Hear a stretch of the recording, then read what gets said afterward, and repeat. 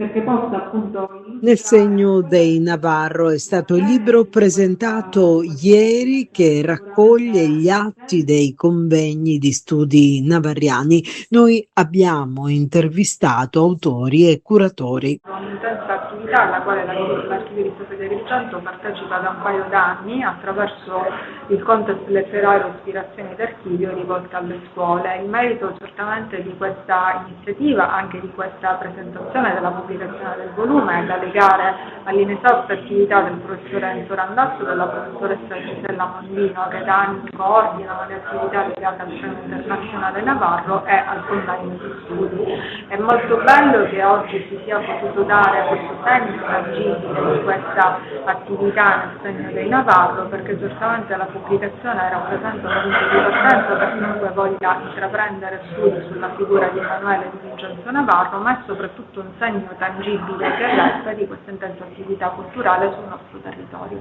Professore Randazzo, lei ha sottolineato l'importanza di Navarro anche come scrittore minore, un passaggio molto interessante del suo racconto. Sì, perché Navarro senza dubbio lo troviamo giornalista, organizzatore del mondo culturale, che lancia il verismo in Italia attraverso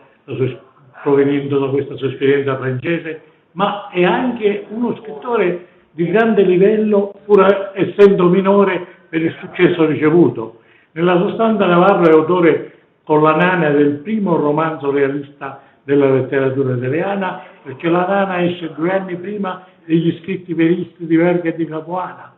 ed è anche autore di un messaggio, quello di una società siciliana che guarda al futuro, all'Europa, e quindi supera i suoi limiti di tradizionalità, di vendetta, così descritti per esempio nella cavalleria rusticana di Verga, per lanciare invece problematiche di inquietudine, di sensibilità quasi novecentesca che precorrono non solo il verismo ma anche il perandellismo.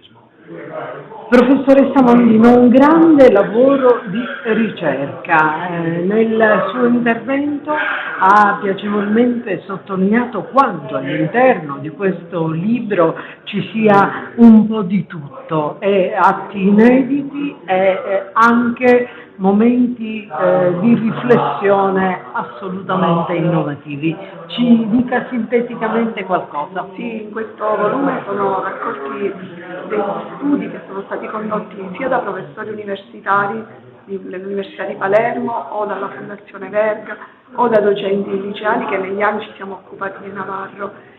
C'è anche una raccolta di documenti, di lettere che abbiamo potuto trovare presso la Biblioteca Navarriana o anche la Biblioteca Aurelio Cassav di Sciacca, legata a entrambi Navarro, ma soprattutto o ancora di più contiene anche dei saggi scritti da alunni che si sono ispirati al Navarro, in particolare ad Emanuele Navarro e al suo romanzo La Nana, e hanno colto l'occasione per dire la loro contro il patriarcato e rivendicare il diritto delle donne a decidere della propria vita.